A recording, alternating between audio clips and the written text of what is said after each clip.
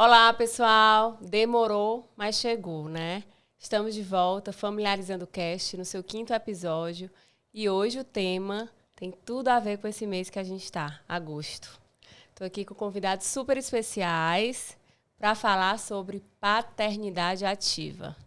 E para falar sobre esse assunto, eu convidei um grande amigo, um amigo do coração, um amigo da família, Pedro Sório, advogado, pai da Júlia de 6 anos, e um novo amigo, mas tenho certeza que vamos ver muitas histórias juntos, o Yuri.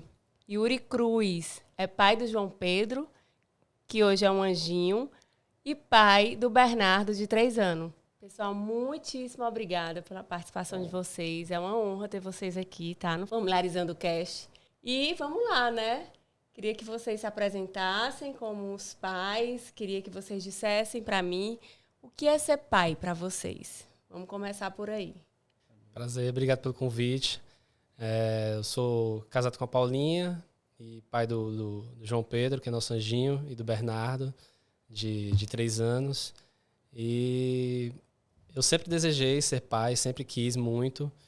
E quando eu recebi a notícia da Paulinha, foi a maior alegria do mundo, explosão de felicidade. A gente saiu, queria contar para a cidade inteira e realmente saiu contando para todo mundo. Era no carnaval, saiu encontrando todo mundo. E quando caiu a ficha mesmo foi depois que a gente fez a primeira ultrassom, depois de já fazer a sexagem do João Pedro, saber que era menino, saber que era o nosso João Pedro, e ter toda aquela felicidade. A gente chegou para a ultrassom e a gente soube da má formação dele, né? Ele tinha uma malformação. Foi um golpe muito difícil, um golpe sufocante. E foi nesse momento eu vi a paixão que eu senti pelo meu filho, o amor que eu tinha por ele, a vontade de cuidar, de proteger, de fazer de tudo para que ele ficasse bem. E eu vi o poder de realmente escolher ser pai, de escolher viver intensamente a paternidade, de escolher cuidar, proteger, ensinar. E foi nesse momento com 12 semanas da gravidez, que eu vi assim o que é ser pai. É você buscar dar o melhor, mesmo você não sabendo o que é, você se entregar por inteiro e escolher realmente viver intensamente isso tudo. Legal. Tá, depois eu quero saber um pouquinho mais dessa história, que me parece ser muito emocionante, né? E você, Pedro, quer ser pai? Quando você entendeu a responsabilidade, a importância dessa função? Primeiro, obrigado pelo convite. Prazer, Yuri. Eu sempre quis ter uma filha, né? Um filho seria ótimo, eu sempre quis ter uma filha. E Deus, graças a Deus, me agraciou com a Júlia, porque eu sempre quis ter uma filha e sempre tive o nome dela. Então, isso era um projeto da filha. O nome da filha sempre foi um projeto meu, desde sempre. E graças a Deus, quando a gente descobriu que vinha a Júlia, foi uma alegria, uma satisfação, uma parte do sonho assim começando a se realizar. Mas diferente do Yuri, ser pai para mim, mesmo, eu não virei pai, eu fui me tornando, né? Então eu comecei a ser pai depois que a Júlia nasceu, pouco a pouco, né? Na medida que eu fui cuidando, fui criando, fui amamentando lá, ajudando a amamentar. Depois a gente entra mais no detalhe disso. Eu fui me tornando pai. E eu sou realizado com a Júlia. A Júlia, para mim, é tudo. É minha companheira. É o que eu tenho de melhor na vida. É o que eu melhor fiz na vida. É a melhor aventura. Então, Certeza. É isso. É lindo ver vocês dois falando sobre os filhos de vocês. Vocês acham que essa função de ser pai, ela é desafiadora? E dentro desses desafios, assim, o que vocês entendem ser o maior desafio? Para mim, o maior desafio, as maiores dificuldades, realmente vencer essas resistências que a gente tem como homem mesmo, assim, de dar valor ao afeto, ao cuidado. Muitas vezes a gente é travado a dizer um eu te amo, é travado a se arriscar num cuidado, que é trocar uma fralda, dar um banho. A gente muitas vezes espera que a mãe faça, que realmente é vencer essas resistências, é escolher, se desafiar, se arriscar. Essa é uma grande dificuldade e a principal dificuldade é fazer renúncias, essas escolhas difíceis assim que a gente vê as mães fazendo de forma tão natural, que é você ter uma reunião importante e o seu filho está doente, você faltar essa reunião, é você ter um projeto profissional e adiar ou até colocar de lado pelo filho para estar mais próximo, para estar mais presente realmente. Você mudar de cidade, mesmo estando num bom trabalho, mas para estar mais próximo do dia a dia, de botar, levar para a escola. Foi uma escolha difícil que eu fiz e eu não me arrependo, como o Pedro falou. São escolhas que, como homem, inicialmente é difícil vencer, mas depois que você vence, não dá nem para dizer que vale a pena, que você nem lembra que você fez, mas no momento nem lembra difícil. Que não poderia, que um dia teve receio de fazer, pois né? Você venceu essa coisa natural que... Não, vamos focar, porque o homem é colocado... Você tem que focar no que vale a pena, né? Que é trabalho, dinheiro. Não, focar no que não vale a pena é cuidar do filho, é dar afeto, é estar sensível e próximo para saber os medos deles, os desafios que eles estão vivendo. A gente pensa que uma criança não tem desafio, mas tem muitos desafios. Tem, tem, né? E só vai aumentando esses desafios, né? É muito bom estar próximo. Né? Não vem com manual de instrução. Então você tem que se virar no... Eu acho que educar, eu acabei interrompendo, mas eu acho que o educar é o mais... Nesse momento, a Júlia tem 6 anos, para mim, o maior desafio é educar. Sim. Porque você não... Como eu disse, não tem manual de instrução. Você não sabe se está fazendo certo, se está fazendo errado. Às vezes você faz de um jeito, alguém fala, tá errado assim, é assado, então você vai fazer de outro. E não tem forma de bolo para isso, né? Você tem que ir vivendo e fazendo e errando. E às vezes você se culpa porque fez alguma coisa, tem que negar alguma coisa. Sim. Tem que... O tal do dizer não, né? Embora você queira dizer sim sempre, mas você tem que... Sim, tem esse paradoxo, né? Essa coisa de amar incondicionalmente, mas ter que pôr limites, ter que dizer não, ter que... Ser o chato da situação, às vezes, para educar e colher lá na frente, né? Eu acho mais complicado, mais desafiador e o que ainda a gente ainda vai... É diário e longo, né, ainda. Sem dúvida nenhuma. Você fazer parte da formação, da construção de um ser humano, né? É muita responsabilidade. Muita responsabilidade. E eu acho importante a gente tomar consciência dessa responsabilidade, né? Os nossos filhos. Não que nós sejamos culpados pelo que eles vão ser no futuro completamente, mas sem dúvida nenhuma contribuiremos bastante com isso. É a missão da gente, né? Exatamente. A gente tem que fazer a nossa parte. E vocês se acham pais participativos mesmo, assim, das tarefas? Para falar a verdade aqui, certo? Sim, como é que é assim, o dia a dia de vocês? Existe essa participação?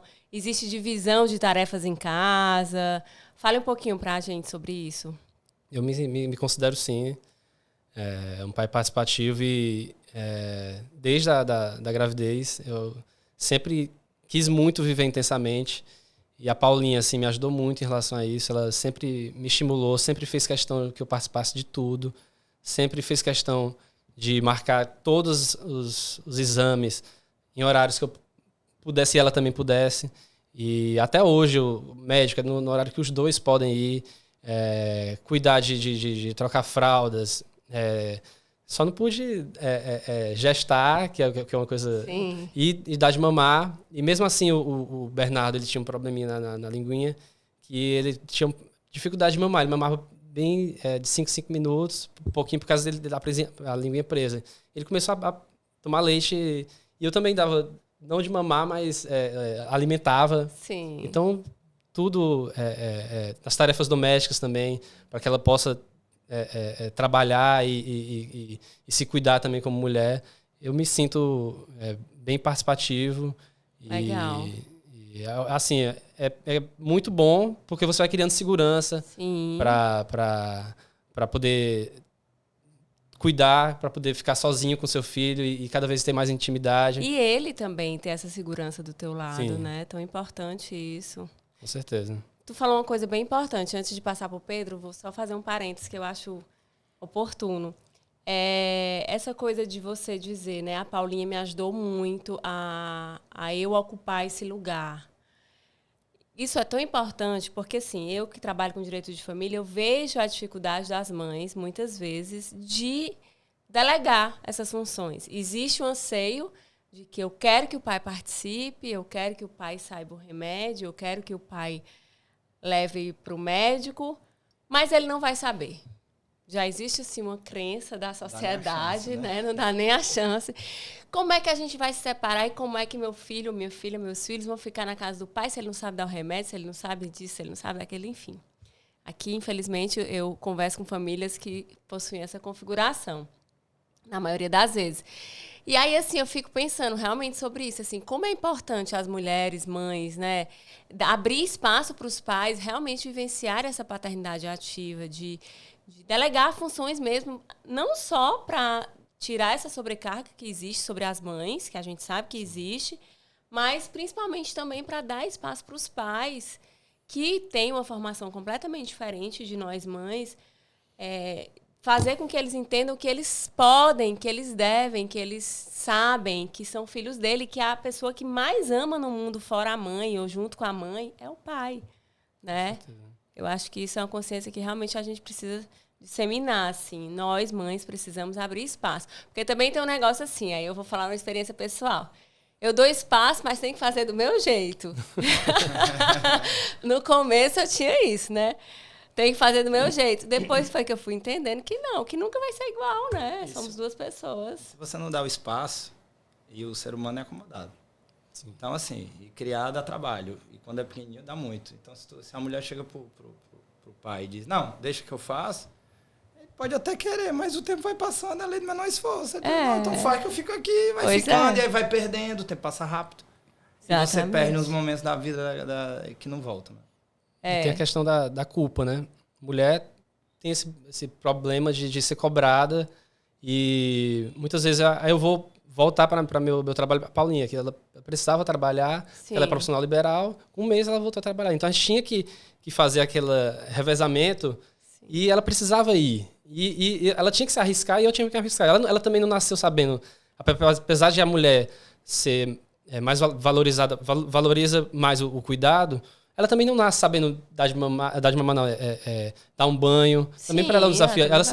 A mulher se arrisca também. Então o homem tem que se arriscar e a mulher tem que arriscar também, deixar para o homem errar, fazer do jeito dele, fazer do jeito meio, no começo, difícil, meio tremendo, mas aprende. Depois você vira especialista. No banho mesmo, o primeiro banho que eu dei no Bernardo, ele tinha dias...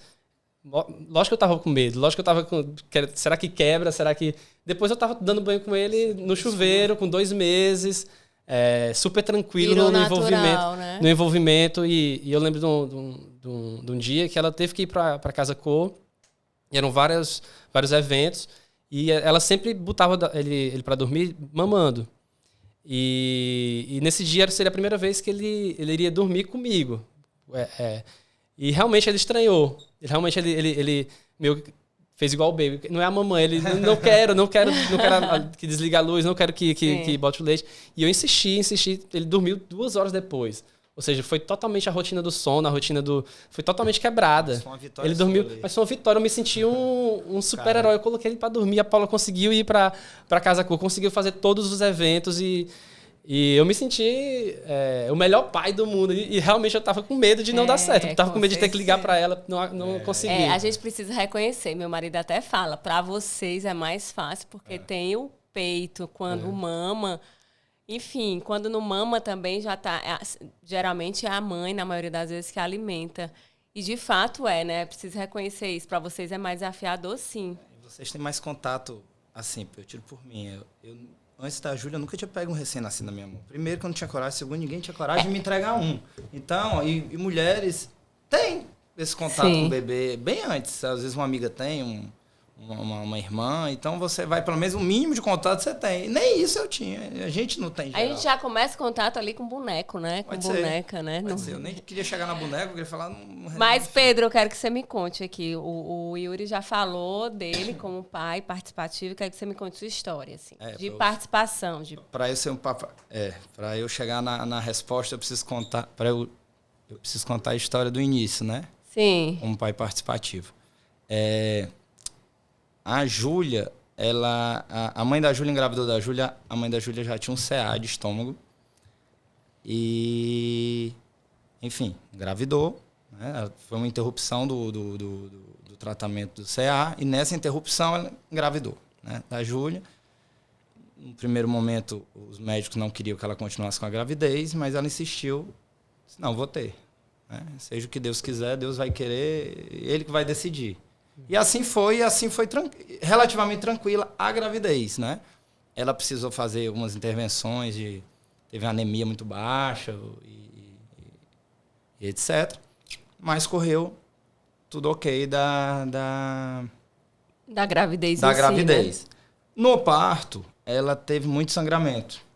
Passou, inclusive, efeito da anestesia. Ela teve que ser cesariana, teve que fechar rapidamente. Ficou, acho que um coágulo, alguma coisa dentro dela de sangue. Então, ela teve muito sangramento, inclusive depois na sala, e tudo, no quarto do hospital e tudo.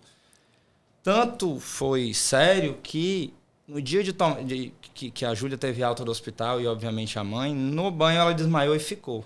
Então, a Júlia já foi a primeira experiência da Júlia. Ela já saiu sozinha do hospital. Ela não saiu nem com o pai nem com a mãe. Porque a gente teve que ficar no hospital mais 2 dias, na ala dos doentes, não da maternidade, para poder recuperar o ferro, né? Injetava e tudo. E aí eu comecei a ser pai, né? Porque nasceu a Júlia, e aí a gente foi para casa. A Júlia tem outras 2 irmãs. A mãe teve um primeiro casamento, então tem uma irmã hoje de 14 anos e uma de 10. Tudo menina. E então eu fui para essa casa, eu com a recém-nascida, uma menina, eu não lembro qual era a idade da época, acho que 9 e 5, acho que isso. E a mãe também necessitando de cuidado. Com isso, ela já deixou não pôde amamentar, porque amamentar ia desgastar muito, ela já estava desgastada. Então, quem deu de mamar fui eu, né? Porque eu tinha que dar a mamadeira, e a mãe ainda estava fraca quando a gente voltou do hospital. Então, assim, toda essa descoberta que o Yuri falou, eu descobri, vamos dizer, na marra. Então, assim, eu dei o leite no segundo dia. Eu dei o leite, foi dentro do hospital, falar a verdade. A enfermeira me entregou, bora dar o leite. Eu disse, como assim? Bora dar o leite. Então, eu segurei, na necessidade, eu já segurei. Quando eu me vi, eu já estava segurando um recém-nascido, sem nunca ter pego, mas eu acho que a necessidade faz do ser humano, né? Eu peguei, nem me toquei que eu já estava pegando, e dei o leite. E aí, nos primeiros dias, os avós ajudam, mas já tive que trocar. No dia que eu tive que trocar uma fralda, não tinha ninguém para me explicar. A mãe dormindo, todo mundo dormindo, e eu disse como é que faz. Eu peguei, botei errado, acho que na 4ª fralda rasgada, já me tremendo, a menina esgoelando. Eu ajeitei. Limpar eu consegui limpar de boa, mas botar a fralda já foi um tormento. E, paralelo a isso, eu fui pai da Júlia, mas sou padrasto das outras 2. Então, eu tinha que levar as meninas para o colégio, as outras 2. Então, eu tive vários níveis de criança para cuidar. Sem nunca ter criado nenhuma, de repente. Então, eu tinha que levar para o colégio, tinha que cuidar da Júlia, tinha que trabalhar, né? A mãe da Júlia foi melhorando depois. Me ajudou também, claro. Ela foi recuperando das forças. E isso no ano 2016, tá? Então, foi bem. Já no final... Ela nasceu em maio. Já no final de 2016... A mãe da Júlia teve uma interrupção de intestino. Então, já foi uma cirurgia muito grande. Muito grande. Interrupção, tipo, um CA? Um tumor... porque aí deu metástase, né? Sim. E o tumor interrompeu o intestino. Interrompeu mesmo. Uma dor desgraçada. Entendi. E interrompeu o intestino. Então, ela teve que fazer uma cirurgia muito grande. No final de 2016. Então, ali já Isso, a Júlia já tinha quantos meses? Maio para dezembro, 7 meses. 7 meses. Uma bebezinha ainda, né? Aí já foi a primeira vez que a gente já teve que ficar distante dela, porque eu tinha que ficar no hospital, a bebê. Segunda, né? Porque ela saiu sozinha do hospital, mas aí já foi um tempo maior. Mas a cirurgia deu certo, a mãe era guerreira demais também, aí deu certo. Fomos pro outro ano de 2017. Também toda vez que saí do hospital era uma recuperação lenta, então tudo isso me demandava muito mais. Com a bebê, já estava expert, 7 meses, né? Já era o cara. Mas cuidando da bebê, cuidando das meninas. Conseguimos fazer uma viagem juntos e tal. Todo mundo junto. Mas, para não alongar, em outubro de 2017, ela faleceu. Né? E até antes disso, falar uma palavra não tem nada a ver, mas é um desmama da mãe, porque os últimos 3 meses ela ficou direto no hospital, praticamente, e eu também no hospital. Então, passei dias sem ver a Júlia, às vezes, que ela ficava com a minha mãe, e eu ficava no hospital, trabalhava, e às vezes não dava tempo, tinha que voltar para o hospital. Então, ela foi perdendo contato com a mãe no finzinho, né? Mas aí a mãe dela faleceu em 2017. A Júlia com quantos anos? 1 ano e 5 meses. Aí a gente foi para cá, as meninas, as irmãs dela foram pro pai, e eu fui para a casa da minha mãe, porque eu disse, eu não vou ficar só numa casa, eu com a minha de 1 ano e 5 meses, porque não era só por conta da criança, eu também precisava me reabilitar. Sim, não era claro, você também teve um bilhão de coisas. E um medo horrível do que ia ser, o que eu ia fazer, porque por mais que eu já estivesse acostumado com a Júlia e com toda a situação, eu não sabia o que ia ser de mim, porque aí a partir dali a decisão era minha. Né? Tudo bem, eu tive e tenho um apoio incrível da minha mãe, né? Incrível, não sei nem como é que a gente chama vó, mãe, vó, não sei como. Mas incrível, então assim, eu fiquei uns 3 anos, quase 4 anos com a minha mãe, na mesma casa. Mas não quer dizer que esteja na minha mãe, eu joguei na minha mãe. Então, se eu participo, sempre participei. Tudo da Júlia, quem resolve sou eu. Na escola tem uma ordem, é para mim que liga, não tem nem o telefone da avó. Aliás, até tem, porque às vezes precisa, mas é para mim que liga. Tudo é resolvido desde o início comigo. Em escola e tudo. Então, assim, depois, só para concluir, depois desse período na casa da minha mãe, com pandemia no meio do caminho e tal, eu tomei uma outra atitude também agora. Agora vivi faz 8 meses estou eu e a Júlia sozinho no apartamento. Já estou no outro estágio. Mas a resposta que é, se eu me sinto participativo, me sinto... demais, né? Completamente, né? Não tem nem o que dividir, né? Legal.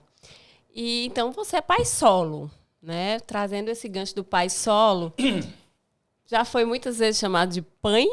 Sempre. Pai solo, eu nunca ouvi falar. Gente, pois é, eu sempre fui pai, nunca fui pai solo. Inclusive as escolas me chamam de pai, não me chamam de pai solo, não. Eu até entendo que existe assim, uma boa intenção nessa expressão, né? Pai, né? É um pai que cumpre todas as funções. Mas não sei, eu tenho a sensação de que isso é como se o pai não pudesse ser só pai. Pai solo, né? Sim. Como a mãe. Mãe, não tem mãe solo? Sim. Muito embora no Dia das Mães, eu subia no palco representando uma mãe. Sim, mas isso é uma representação da escola. Não, né? Mas eu participo... Tem essas situações que vai acontecendo, né? Vão acontecendo. Depois a gente fala mais, mas só para aproveitando, Dia das Mães também, sim, eu não boto minha mãe, não. Eu subo. Todas as mães e eu. Legal. Entendeu? Então, eu tenho uma amiga. E ela, a Júlia? Adora. A Júlia vibra comigo e fala muito da mãe, fala todo dia da mãe. Mas a Júlia, ela fala da mãe descolado, assim, ela não fala da mãe com sofrimento. Óbvio que ela tem um momento... Às vezes, na hora de dormir, sim, carência todo mundo tem, né? Sim. Então, tem uns dias de carência que ela chora, com saudade, mas 90% das vezes a Júlia fala da mãe dela com alegria. Agora fala, minha mãe tá no céu, minha mãe é um anjo, minha mãe é uma estrela. Lindo. Mas tudo é alegria. Bota a foto da mãe dela na parede e tal. E comigo também ela vibra demais. Diz que me ama todo dia, me beija toda hora, é muito bom. Ai, que ela é muito carinhosa. Muito legal. Carinhosa. Pois é, mas eu quero dizer essa coisa porque com a mãe, assim, só trazendo essa discussão um pouquinho de gênero... Né? Porque eu também acho importante na criação dos filhos, na participação dos pais, sobre tudo que a gente falou aqui. Ninguém olha para uma mãe e diz ela é mãe e pai. Até pode acontecer, mas é muito mais raro, né? Geralmente a gente diz é mãe solo, né? Sim. É a mãe solo, mãe guerreira, né? Que tá aí, firme e forte. Com o pai existe uma certa resistência por conta dessa sociedade que a gente vive. O que vocês acham disso? Assim, vocês se sentem meio que alienígenas em algumas situações, dentro do convívio social de vocês, da escola, como você está falando, né? Tá colocando aqui. Na escola, por exemplo, se é uma apresentação de mães, você é o único pai que está lá representando a mãe, como é que isso é visto? Qual é a reação das pessoas? Eu não sei se eu superei, aí eu não sei mais qual é a reação das pessoas no início, porque quando a gente tá com algum medo ou alguma vergonha, ou sei lá qual é o tempo que a gente acha que todo mundo tá tendo alguma coisa, alguma impressão com relação a você. Tá todo mundo lhe olhando, só olha, ele tá ali. Na medida que você supera, você passa a não achar que as outras pessoas estão achando nada. A Júlia teve em 2 escolas. Ela foi para uma escola menor, que eu achei importante, porque era muito pequenininha, então... E eu fui bem acolhido, e assim, eu tive uma situação no primeiro Dia das Mães da Júlia, foi porque a Júlia é de maio e o Dia das Mães é em maio. Então, depois que a mãe dela faleceu em outubro, eu cheguei em maio, que eu rezava para não chegar nunca esse dia. Maio.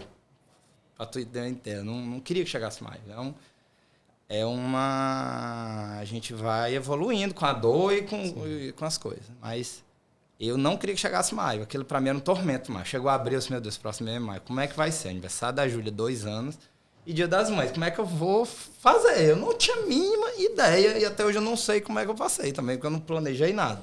Mas, ó, teve uma situação lá da escolinha, que eles chamaram todo mundo para ir de manhã cedo. Não, vai de manhã cedo. Não, mas eu vou cedo. Não, mas vá. Aí quando eu deixei, eu fica aí um pouquinho.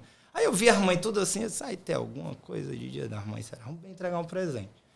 Aí as crianças entraram. Quando a gente entrou na sala, estavam todas as crianças atrás de uma cortina. E aí a cortina cai, tá todas as crianças com a foto da mãe na cara. Inclusive a Júlia com a da mãe dela. Sim. Então, assim, são os impactos que a gente já... E assim, na hora todo mundo olhou pra mim, né? E aí eu vem aquela história do homem que tem que se desconstruir, como falo, né? Que aí já me deu um nó na garganta e disse assim, não chore na frente dessa mulherada. Não Olha chore. só. Eu seguro, mas não dá não, porque tu segura aqui, a lágrima vem até Não pode segurar, gente, não tem porquê. Mas eu não tinha intimidade. Eu tava 2 meses na escola, 2, 3 meses. Eu não conhecia ninguém direito. Aí Sim, você fica tá, ali. por isso tudo bem. É diferente. Aí você fica, mas é o que eu tô dizendo, a gente vai superando. Tô contando isso para chegar no dia de hoje.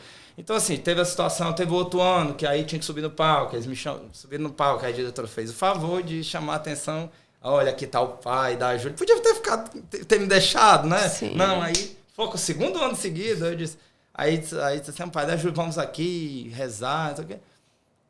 Eu achei legal a postura dela, mas eu acho que ela tinha que começar a achar... Naturalizar, a naturalidade, né? Aí minha dúvida é, quando é que eu vou chegar na naturalidade disso aqui?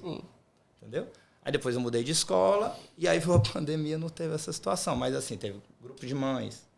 Quando eu entrei no primeiro grupo de mães, eu entrei extremamente constrangido. Eu disse, meu Deus, eu vou ficar aqui, eu vou esperar falarem comigo. Ô, tudo bem, tudo bom. Aí disse, ok. Aí elas falavam e eu ficava calado. O que é que você acha? Não, eu concordava com tudo. Porque isso no WhatsApp, eu só concordava com tudo. Eu disse, não, concordo, não, tudo ótimo, beleza. Não sei o quê. Quando eu fui para outra escola, eu entrei pelo meu segundo grupo de mães da vida. Eu já fui mais... Assim, não, Pedro, o telefone, não, tá aí. Mas aí você entra quietinho, né? Entra quieto, vamos sentir como é que são as mães. Mas hoje, assim, ela com 6 anos, hoje, essa situação, eu não me sinto mais alienígena, não. Me sentia, hoje eu não me sinto mais, não. As minhas situações, que é um problema que, de repente, a sua mulher deve passar, num shopping, ter que entrar no banheiro e eu só posso entrar no masculino, né? Então eu tenho que entrar com a Júlia no masculino. Sim, pois é. Essas situaçõezinhas, mas no geral hoje já... Shoppings, pelo menos hoje, alguns deles têm o espaço família, né? Que dá uma ajudada nisso. Às vezes não dá tempo. Entendi. Mas imagina, ainda precisamos evoluir muito, né? Isso aí. Yuri, e eu até acho que eu não falei no início que você é servidor público. Mas me remeteu muito à minha configuração familiar, né? Vocês que são servidores públicos, meu marido também é. Acaba que tem uma vida mais certa de horários, assim, que isso permite trazer uma previsibilidade, uma programação maior, inclusive com os filhos. O que eu tenho muita dificuldade, porque eu não tenho esse horário certinho, por também ser autônoma, como eu acredito que a sua esposa, pelo que você tem falado, seja, né? Então, assim, várias situações a gente já passou, por exemplo, né, exatamente sobre isso. Assim, eu não poder ir num pediatra, meu marido que vai, vacina. Se tu me perguntar quais são as vacinas da minha filha que precisa dar, que não precisa, eu não sei. Tudo é ele. E os próprios amigos, a sociedade em si, o meio que a gente vive estranha essa nossa divisão de tarefas, né? Ele já foi, inclusive, criticado em algumas situações, mas a gente tira de letra super e acha até uma ótima oportunidade de mostrar que isso é o que é para acontecer. Para ti, como é? Assim, existe também esse tipo de situação das pessoas estranharem? Já existiu situações e existe muito elogios que para mim incomodam, que é você é diferente, você é um pai extraordinário, e eu não me sinto um super pai. Eu me sinto pai, com a minha entrega, com a minha paixão e com meus erros, com minhas inseguranças. E teve uma situação que era uma situação que eu estava inseguro, por uma situação que o Bernardo ele tinha acabado de fazer uma cirurgia de refluxo urinário e eu estava preparado para ele ficar bem molezinho depois da cirurgia. Ele acordou super agitado. Ele foi programado a cirurgia, que ele tinha tido uma infecção urinária, e depois a gente programou, depois que ele ficou bom, para fazer a cirurgia. E no dia anterior ele estava pulando, estava dançando, e ele acordou da cirurgia sem entender porque estava preso com um catéter, com o catéter da mão, com o negocinho do xixi, e ele acordou querendo sair. E ele estava numa sala de recuperação com um monte de adulto que precisava fazer silêncio, ele chorando, chateado. Eu comecei a contar a história para ele, comecei a tentar acalmá-lo, abraçá-lo, entender a indignação dele. E estava fazendo de tudo para acalmá-lo, mas ele estava muito chateado. E eu tinha escolhido com a mãe ficar lá, porque realmente tanto fazia se seria ela ou seria eu. Ela estava resolvendo coisa burocrática do quarto, que estava faltando um quarto no hospital, e eu fiquei com o Bernardo, que para a gente era indiferente. Mas eu comecei a ouvir as enfermeiras: cadê a mãe? Como é que ele vai acalmar? Dá um celular para ele. Só que meu filho não se acalma com o celular. Ele estava nervoso porque ele estava chateado. Sim. Totalmente natural. E eu não estava no celular também, indiferente à agonia dele, né? Mas eu não esperava que viesse me perguntar. Chegou a enfermeira: cadê a mãe? Aí ela tá resolvendo coisas burocráticas do quarto que tá faltando no hospital. A gente queria estar no quarto para poder criar um ambiente pro Bernardo. A gente queria estar no quarto para ele se acalmar, para estar ele e a mãe dele. Mas a gente está aqui num lugar que para ele é ruim, que ele está com um monte de adulto, com um monte de máquina, com um monte de equipamento. E ele é uma criança, ele tá não sabe chateado, administrar os ele tá chateado, né? E eu tô abraçando aqui meu filho. Eu fiquei... Claro. Na verdade, bem. Eu queria até falar de forma mais clara. Isso aqui eu tô falando aqui... Sim. Bem mais calmo. Não foi light, mas assim. lá eu falei meio atrapalhado. Eu tava inseguro, realmente. Não era uma situação simples para mim. Eu não sabia como acolher meu filho, se eu queria que ele parasse. Eu não queria que ele parasse de chorar. Eu queria que ele se acalmasse não porque tá incomodando, mas para ele se acalmar mesmo. Ele estava numa situação difícil. E realmente me incomoda ser chamado assim de pai extraordinário ou pai diferente. E eu acho que eu sou um pai, como todos os outros, que estão tentando, estão errando. Eu vejo sim que a gente que vive intensamente, infelizmente ainda é diferente da maioria. Infelizmente a maioria não vive intensamente e não vê não cumpre seu papel assim de forma... mas eu acho que não é que a gente seja extraordinário. Nós somos pais, normal. Sim. Como 99% das mães estão lá tentando, estão errando, estão acertando, estão vivendo intensamente essas dificuldades de educar. Que a gente, como tu falou da dificuldade de educar, eu também tenho essa dificuldade. A gente não nasce, como tu falou, não tem um manual, né? Não tem. E é isso.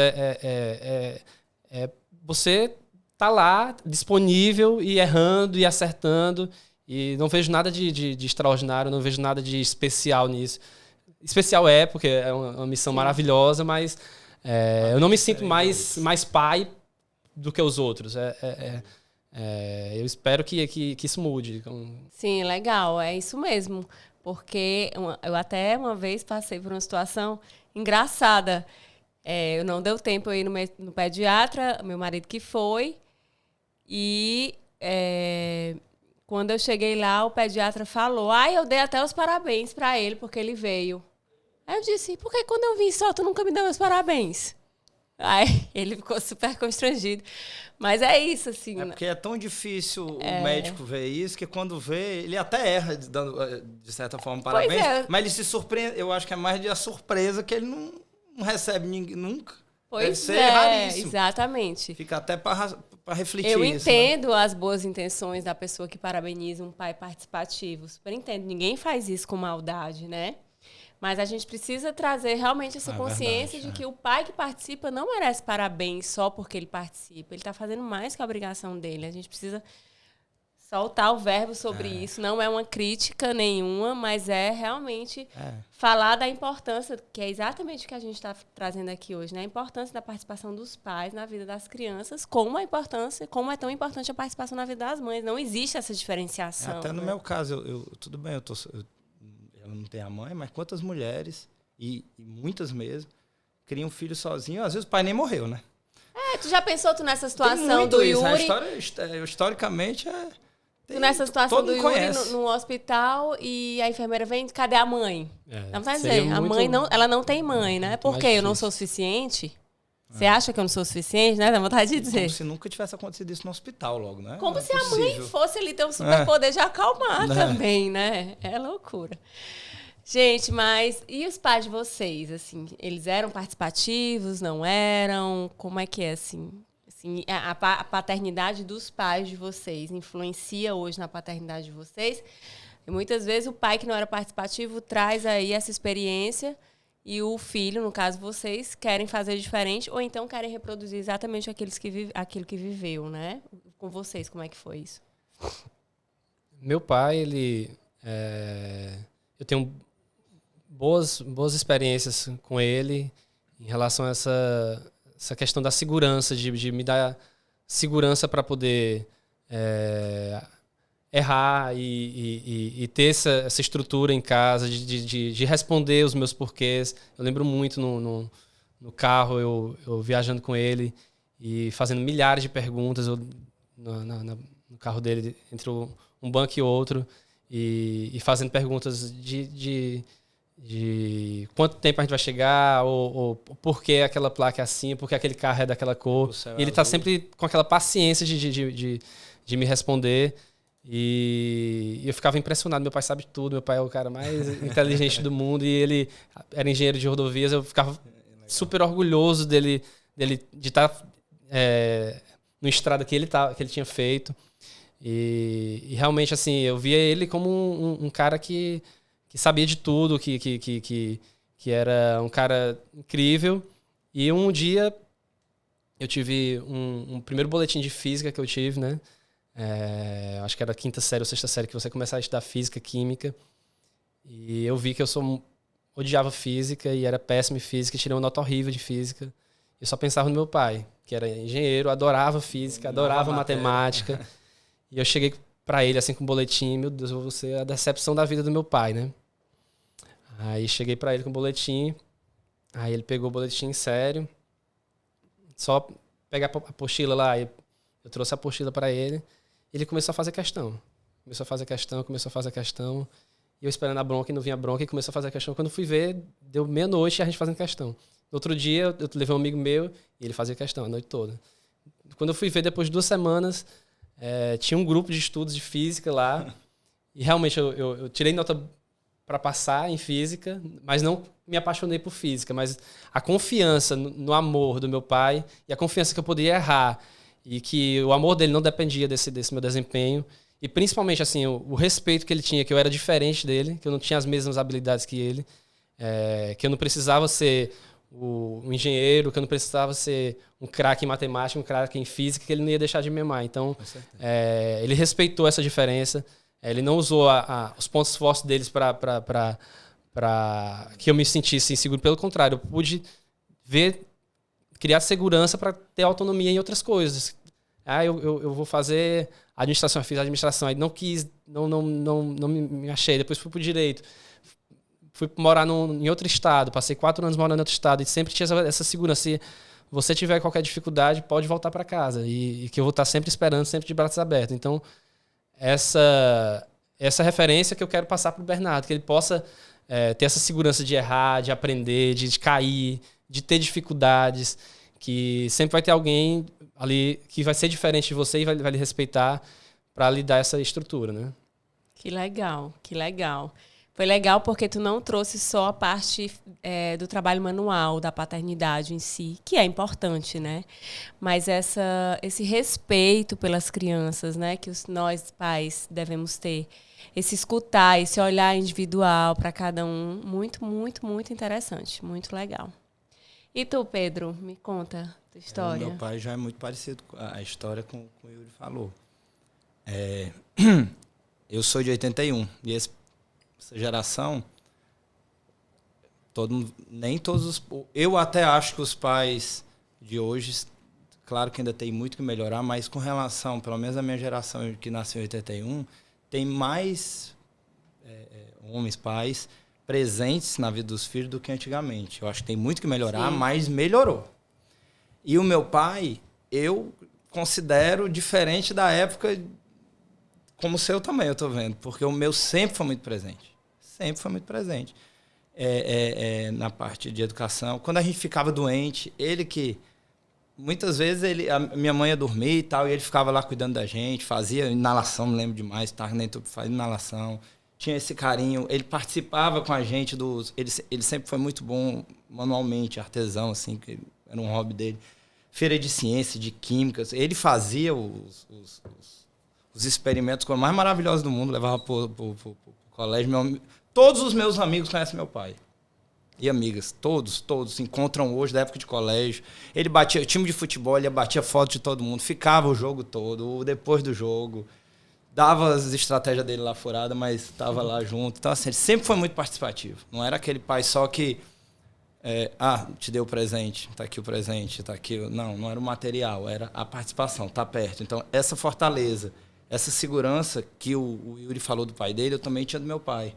Tu relatou essa situação, mas assim, eu tenho exatamente a mesma situação. Ele sempre foi muito maravilhoso comigo, com meu irmão, somos só dois. Mas assim, o que eu passo para a Júlia, claro, estou falando aqui do meu pai, mas tem a mãe também, mas o foco hoje. O que eu faço com a Júlia nada mais é que o que eu aprendi, o que eu tive na minha vida sempre. A presença do meu pai sempre comigo, principalmente na infância, adolescência e a fase adulta mais inicial. Assim, a gente até tem temperamento, nós temos temperamentos diferentes. Meu irmão é mais parecido com ele, tudo.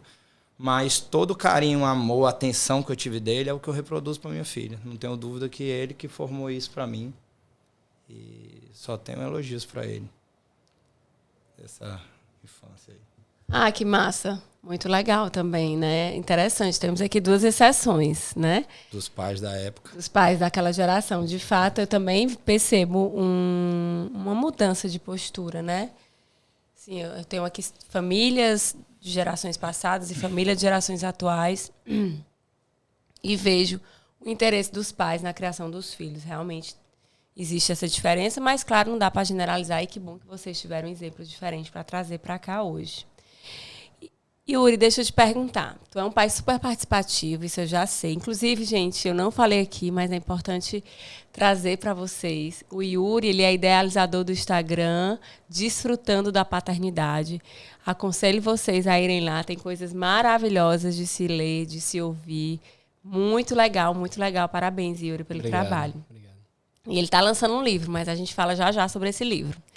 Sim, o que eu quero te perguntar, Yuri, é justamente se vocês têm essa divisão de tarefas, mas isso se prende ainda ao que a Paulinha vai achar, por exemplo, da roupa que tu vai colocar no Bernardo, do jeito que tu vai sair com ele, porque nós, mulheres, a gente delega, são fases, né? Tem dificuldade de delegar, delega, mas tem que ser do meu jeito, não faz do meu jeito, tá errado. Existe isso na tua casa? Não, a gente... Na verdade, assim, o jeito de vestir, eu até gosto de fazer mais, até sou chato com ela às vezes, de querer botar roupa e o corte de cabelo também eu gosto de dar muito pitaco e gosto que seja do meu jeito, às vezes até atrapalho a vontade dela, às vezes ela quer de um jeito, eu quero...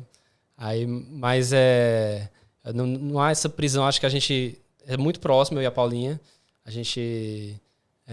conversa sobre tudo em relação a procedimentos médicos mesmo, a gente sempre entra em acordo. Uma situação difícil foi escolher a cidade que seria o tratamento do João Pedro e que a gente tinha que decidir ser em Recife, que tinha uma estrutura muito boa do IMIP, ou seria aqui em Fortaleza. E graças a Deus a gente entrou no acordo, eu e ela, até foi diferente do que os nossos pais queriam, que eles tinham uma vontade que fosse lá, mas quem decide são os pais, e a gente pôde se impor nessa parte foi a primeira, até na gravidez, né? Foi antes até do bebê nascer, e eu me sinto muito próximo da Paulinha, e a gente não tem esse negócio de o que ela faz, o que eu faço, a gente sempre toma decisões juntos. Assim, lógico que discorda, principalmente nesse desafio da educação. É realmente desafiador. As crianças colocam a gente em saias justas, assim, que a gente depois discorda, mas depois a gente conversa e depois entra em acordo. Às vezes ela me convence que eu fiz alguma coisa errada e realmente eu vejo que peguei pesado numa parte, fui autoritário ou fui permissivo demais. E realmente a gente tem muita liberdade de conversar, de falar sobre o que ela acha, o que eu acho. Às vezes eu acerto e ela me elogia, às vezes eu erro e ela também sabe falar com cuidado e com amor para eu meio que corrigir assim, meus erros, né? Sim, legal. Pedro vai no feeling, né? A Júlia também, com 6 anos, já diz o que quer, o que não quer, o que gosta, o que não gosta. Graças a Deus ela é bem descolada. É o que eu sempre peço a Deus, que essa minha seja descolada. E que, né, não tenha dúvida do que seja firme, né, nas decisões dela. Porque, assim, eu tenho que decidir só. E eu tenho um defeito, assim, eu decidi as coisas. Eu adoro dividir as minhas decisões, assim, puder discutir isso. Eu discuto com as pessoas, né? Eu tenho um relacionamento hoje com a pessoa, então eu discuto, mas tem decisões que ninguém pode tomar por mim. E às vezes é ali na hora, né? Então, assim, isso tá sendo um aprendizado para mim, porque não é fácil, não. Eu ainda tenho dificuldades com isso, com certeza, porque eu tenho que decidir só. Eu tenho que decidir agora, a Júlia vai sair de uma escola que vai encerrar, vai ter que ir para uma nova escola. Então é meu novo drama agora, porque eu estou visitando as escolas e eu já estou entre 3, eu não consigo decidir, eu tenho que decidir no próximo mês. Então é uma decisão minha. Essa eu não vou... Eu divido, mas a decisão final é minha. Não é minha mãe, não é minha namorada, não é meu pai que vai decidir por mim. Então essa situação aí tem que ser... Imagino. Imagino. Yuri é pai de 2 meninos. Pedro, pai de uma menina. Vocês acham que tem diferença de criação de menino e menina? Eu vou ser pai de menino e eu sou mãe. Casal. Eu vou ser pai, não. Eu sou mãe de menina e vou ser mãe de menino. Mas eu confesso que tô ainda... Como é que é ser mãe de menino nessa sociedade, né? Para vocês, o que vocês pensam sobre isso, assim? Eu acho que sim, tem diferença. São desafios diferentes, assim. Eu com o Bernardo, ter que criar um filho que vai ter cobranças e muitas... assim, cobranças mesmo de ter uma mudança de postura do que a gente tem como hoje em dia, ainda como homem, de ter preconceitos, de ter resistências. E é um desafio criar um filho para quebrar essas resistências, quebrar esses padrões. E realmente é um desafio para mim. Eu realmente mudar em mim esses preconceitos para que ele veja em mim o exemplo do homem que eu quero que ele seja. Eu que tenho que quebrar essas resistências, eu que tenho que ensiná-lo por meio do exemplo. E além disso, tem a parte que eu também estou vendo agora, que há uma diferença de habilidades entre um menino e uma menina. Por exemplo, o menino tem 30% a mais de massa muscular. Já a mulher tem 30% a mais de desenvolvimento linguístico e verbal. Então, a menina tem mais habilidade em se relacionar, em se comunicar. E eu procuro suprir suprir não, munir o Bernardo com habilidades de leitura, de comunicação, de toda noite ler para ele. E quando ele vem brincar de luta, é uma coisa que me surpreendeu. Eu pensei que era algo que que antes de ler o livro, né? Eu li um livro, Criando Meninos, que é da editora Fundamentos, eu esqueci o autor. Antes de ler o livro, eu fiquei meio assustado. Será que ele está assistindo muito desenho? Será que na escola ele está... Mas ele vinha para lutar comigo, com 2 anos e meio. Em geral, eles... E realmente depois eu vi que era algo natural. Instintivo. É a testosterona, essa energia que eles têm, que é uma oportunidade da gente ensiná-los sobre autocontrole. Muitas vezes a agressividade nos homens não é muito bem estabelecida porque não foi ensinado. Num momento de uma brincadeira de luta, ele começa a perder o controle, eu já começo a ensiná-lo e educá-lo nesse momento. De força, às vezes, né? E eu vejo também a diferença de quando um menino não está num lugar estruturado, a probabilidade dele ser agressivo é muito grande. E da mulher, hoje em dia não, era retrair. Mas hoje em dia a mulher tem outros mecanismos. O feminismo está ajudando ela não se retrair mais, em um momento de muitas estruturas, como ainda é muito preconceito, mas as mulheres estão se impondo por meio da comunicação, que elas têm isso de habilidade e estão usando isso a seu favor. Por isso que o feminismo é tão importante, por isso que falar sobre isso é tão importante, por isso que ensinar... Eu não tenho menina, mas eu tenho certeza que você desenvolver essa habilidade de comunicação cada vez mais e muni-la cada vez mais disso vai dar muito mais poder para ela enfrentar. E para o Bernardo, que vai enfrentar esse desafio de ser cobrado, de ter essa obrigação de ter essa mudança de postura que tem que ter,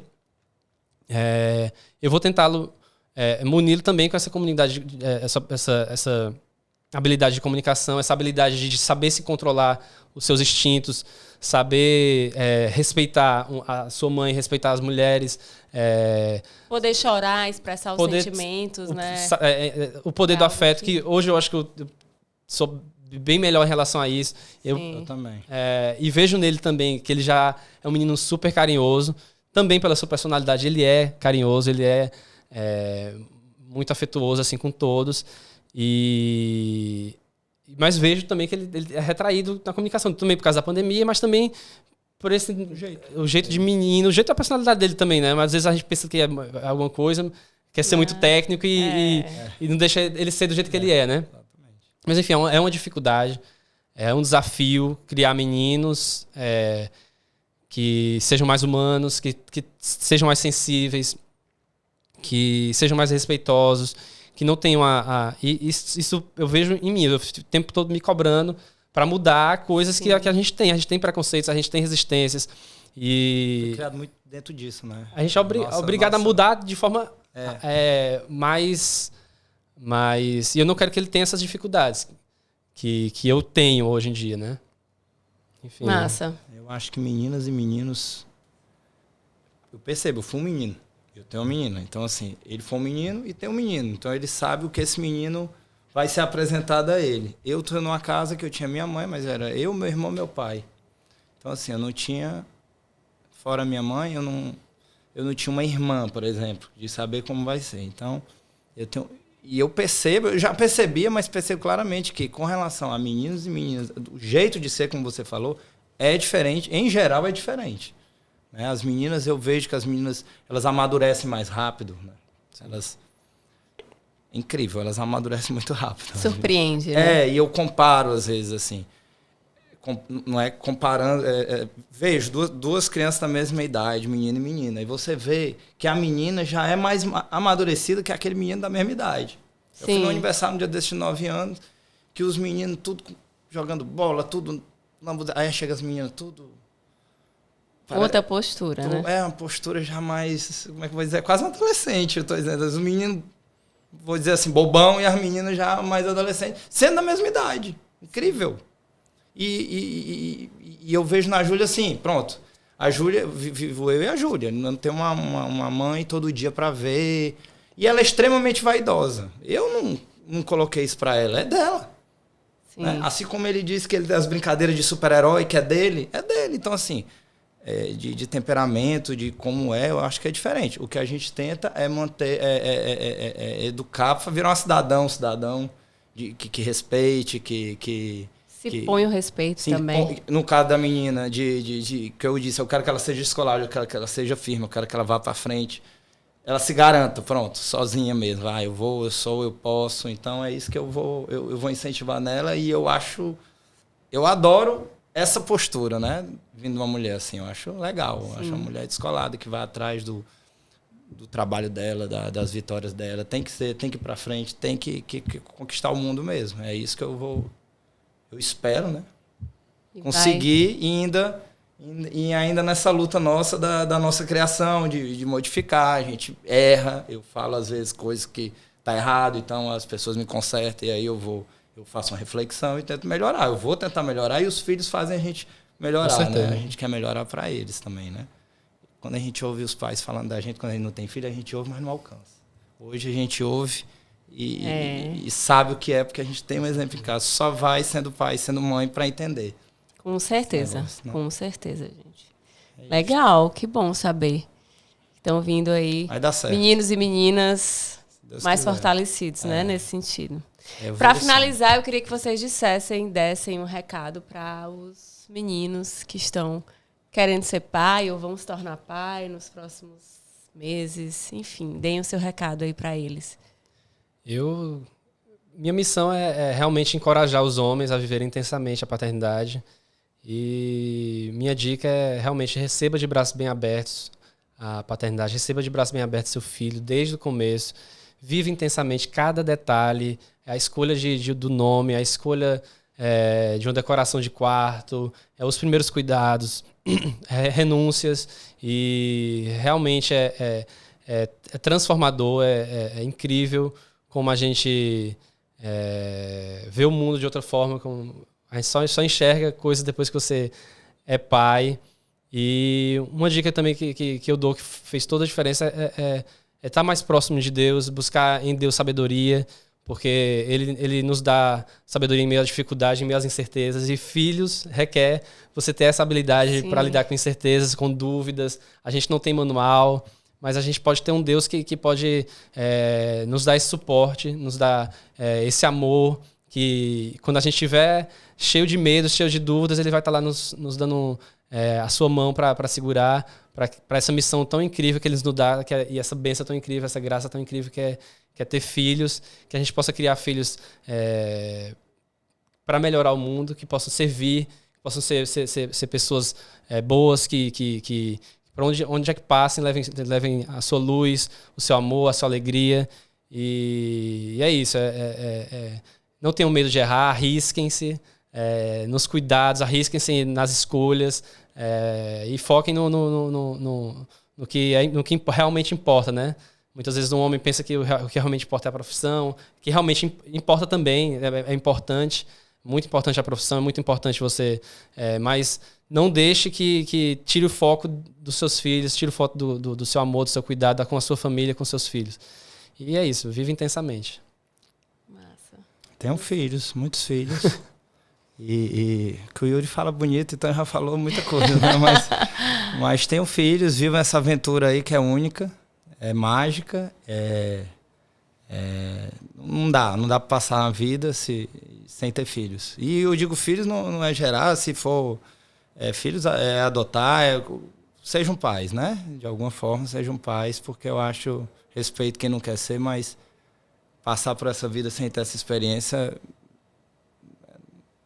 eu lamento, porque é maravilhoso, né? Então tenho filhos, força, luta, que vai dar certo, mas é maravilhoso. E é um pedaço seu que vai ficar para a terra. Depois que você for, seus filhos vão ficar aqui levando também o legado que você ensinou, que você deu o caminho.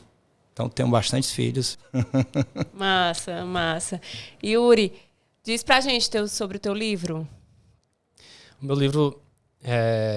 No livro eu falo histórias e reflexões que eu tive na paternidade. Falo também de dificuldades e medos que eu tive nesse processo. Tem muitos textos para encorajar realmente a você viver intensamente a paternidade e alguns capítulos sobre algumas dificuldades que a gente teve. As dificuldades antes de ter antes do positivo, que é como tentantes, que na verdade foi com o Bernardo, não foi nem com o João Pedro. Com o João Pedro a gente teve de primeira e realmente não passou essas dificuldades como tentantes.